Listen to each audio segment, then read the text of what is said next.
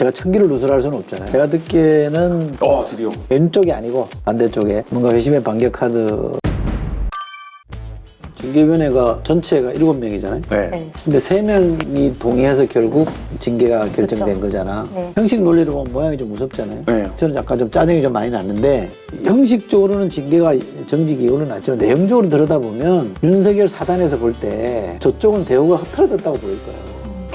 징계위는 끝났잖아요. 징계위가 끝났고 정직 2개월이고 대통령이 그걸 재가를 한 상황에서 더 이상 그 징계위에 대한 그 문제들이 더 불거져 나올까라는 생각이 좀 들기도 해요. 불거져 나오겠죠. 윤 총장의 손을 탄 사람들, 이른바 윤석열 사단이라는 게 거의 다 지금 검찰 내부에 남아있고 옛날처럼 핵심 포스트에는 안 있긴 하지만 어쨌든 자리를 다 차지하고 있는 사람들이잖아요. 이 사람들이 저는 움직이고 있다고 생각하는 거예요. 그러면 절차적 문제 계속 제기할 거고 내용적으로도 이게 문제 있다고 해서 빠르게는 가처분 신청, 길게 보면 징계 자체가 부당하다는 쪽으로 판결을 몰아갈 거 아니에요. 만약에 2달 뒤에 대통령이 재가까지 하셨는데 2달 뒤에 이게 부당하다고 판결이 나버리면 또는 가처분 신청에서 우선 인용이 돼버리면 다시 원점으로 되돌아가는 거. 원점이 뭐야? 그게 마이너스지. 이런 사태가 좀 우려스러운 것 같고 윤 총장이 지금 혼자 하는 싸움은 아니죠. 지금 그 윤 총장 변호하고 있는 이모 변호사 있잖아요. 그분이 보도난 거에 의하면 윤 총장이 서울중앙지검장 됐을 때 5기수를 뛰어넘었다는 거 아니에요. 그때 이거 부당하다 이거 해서 사표 내고 나간 사람이잖아요. 그래요? 그 사람이 지금 이제 변호인을 국민적 보이스를 내고 있는 분인데 저게 뭘까를 잘 생각해보면 윤석열은 윤석열 총장 개인이 아니에요. 또는 윤석열 사단 정도의 소규모 병력 갖고 싸우는 사람이 아니라 여기에는 일부 언론이 붙었고 보수정당인 국민의힘이 붙었어요. 이른바 3자 연합이 움직이고 있는 대우를 구축하고 이제 전면전을 붙어요. 이 지금부터 싸움, 이전에도 그랬지만 지금부터는 모든 성격이 반문재인으로 올인하는 싸움으로 구도가 잡혀져 있단 말이에요. 지금부터 이제 본 게임이 펼쳐지는데 이쪽 대우가 난 너무 느슨하고 방어적이고 수세적인 거에 대한 굉장히 불만이 한편으로 있고 제작진이 되게 궁금해졌어요. 아까부터 계속. 지난주에 예고한 윤석열이 공수처를 두려워하는 이유는 네. 누가 얘기했어요? 누가 예고했어요? 뭐 아는 바 없는데? 다음에 얘기하자고 넘어간 다음은 측면이 있어서 항상 같습니다. 오늘도 아니. 전략적으로 저는 아쉬운 게 뭐냐, 노무현 대통령한테 저는 좀 배우면 좋겠다고 생각하는데 노무현 대통령이 대통령 되고 나서 대선 자금 수사 들어오고 나서 그때도 검찰이 막 치고 들어왔잖아요. 검사와의 대화에서 막 능멸을 했잖아. 일국의 대통령을 막 깐죽거리고 막 야지 놓고 이랬잖아요. 그때 여론이 어떻게 형성이 됐냐면 검사놈들이 진짜 저렇게 나쁜 놈들이야 라는 게 보여졌잖아요. 그리고 수사로 막 밀고 들어오고 측근들 수사 다 뭐 채도술이네 뭐니 막 거의 초토화시켰잖아요. 그때 대통령이 메모를 남긴 거 보면 참자. 검찰을 믿어주자. 그러고 바로 세우자. 요 딱 두 문장이 나는 함축하는 게 많이 있다고 생각하고요. 또 하나는 탄핵 때, 절대 의석이 부족한 탄핵 때 탄핵해라.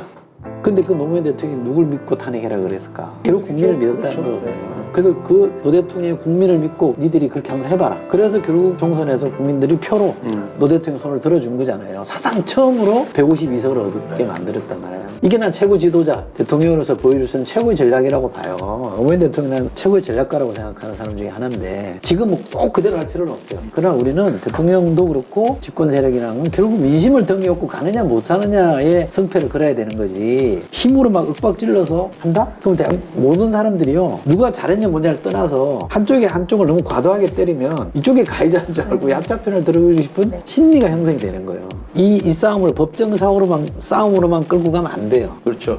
이거는 더 큰 민주주의 문제나 조금 더 차원 높은 레벨에서 토론이 형성이 되면 저는 국민들이 납득할 수 있을 거라고 생각하고 법원도 대통령이 진솔하게 국민한테 설명을 하면 받아들일 수 있다고 봐요. 나는 아니야. 내가 한 거 아니고 장관이 했거든? 장관하고 추하고의 싸움이면 법원은 자유롭게 판단하죠. 장관이 잘못했어 이럴 수 있잖아요. 근데 대통령이 자기 문제로 끌어안고 설명하고 나서면 쉽지 않죠. 그렇게 말하는 게. 왜냐 임명권자이기 때문에.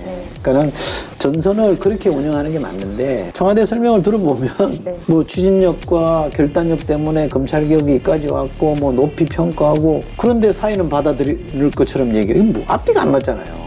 그리고 그 사람이 잘했다 못했다 하는 거는 개인적으로 대통령이 만나서 장관 고생했고 당신의 결단력과 추진력 때문에 여기까지 왔다라고 평가해 줄 수는 있지만 이 싸움판이 벌어져 있는데 국민 앞에다 대고 추 장관 때문에 우리가 검찰개혁 여기까지 했다라고 말하는 거는 너무 감이 떨어지는 게 아니에요? 나는 감이 떨어져도 너무 떨어진다고 생각하고 떫은데 진짜 에? 감이 떨어져.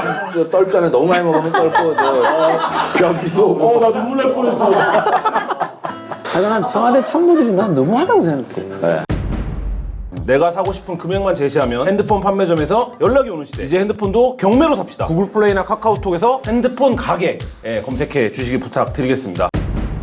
그래서 후속 법무부 장관이 누가 될 것이냐에 대한 또 얘기들이 많이 나오고 제가 있더라고요. 볼 때 지금 거론되고 있는 사람들은 적임이 아닌 것 같아요. 지금 거론되고 있는 사람들이 박범계, 그 일일이 뭐 제가 말씀드리긴 박주민 그렇고 이런 분들. 역량이 모자란다기보다는 왜 노무현 대통령의 인사 스타일을 제가 적소적재라고 그랬잖아요. 지금 법무부 장관에게 필요한 롤이 뭘까? 어?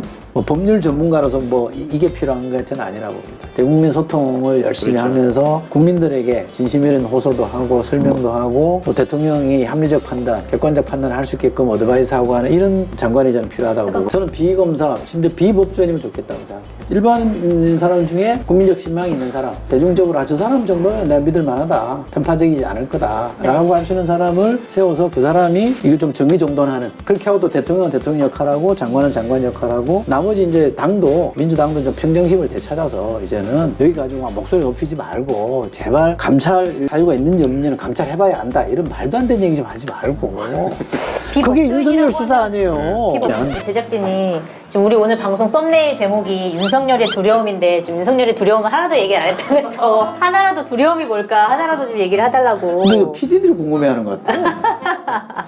이 문제는 여기까지 하고 네. 제가 듣기에는 드디어 아니 당장 지금 얘기하기 좀 어려워서 그래요. 왜냐하면 회심의 반격 카드 왼쪽이 아니고 반대쪽에 뭔가 회심의 반격 카드가 지금 있다. 진행 중이다 라고 하니까 제가 청기를 누설할 수는 없잖아요. 그래서 공수처를 두려워하는 이유가 바로 그거다. 청기를 운운하는 사람은 점쟁이과인데 어쨌든 뭐 그런 정도.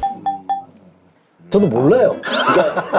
반격의 카드가 있다. 천기가 있다. 공수처의 첫 수사는 굉장히 중요하고 상징적이기 때문에 있을 아니 것 같아요. 공수처가 되자마자 대바람부터 아무 이유 없이 지금까지 나온 것만 가지고 수사하기는 쉽지 않을 쉽지 거예요. 않죠. 보복 프레임 때문에 수사를 할 때 하더라도 뭔가 반전의 계기가 있어야 가능할 거라고 저는 생각해요. 그러니까 그건 좀 보자고요. 뭐 나오면 제가 그때는 제가 얘기했던 게 그겁니다 이렇게 묻어가는 거고 안 나오면 잘 안 되나 봅니다 이렇게 하고 이제 털고. 뭔가 나오면 난 원래 알고 있었지. 그렇지, 뭐. 그렇지. 이게 박지원 수법이야. 박지원 그래요? 수법.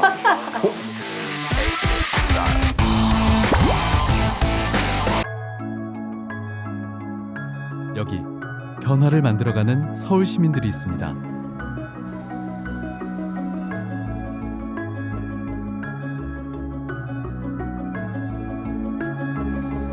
서울시가 만들어가는 2020 도시전환랩 프로젝트.